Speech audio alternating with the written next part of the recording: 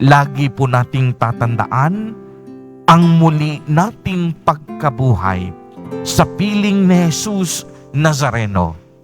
Hindi rin imposible. Kung sa mga Saduseyo, hindi sila naniniwala sa muling pagkabuhay, tayong mga Katoliko at Kristiyano, buong-buo ang ating pananalig na hindi kamatayan ang huling salita ng ating buhay, kung hindi ang sa katapusan maghahari ang salita ng Diyos na punong-puno ng pag-ibig at awa. Kaya naman, masasabi natin na tayo ay nilikha hindi upang mamatay.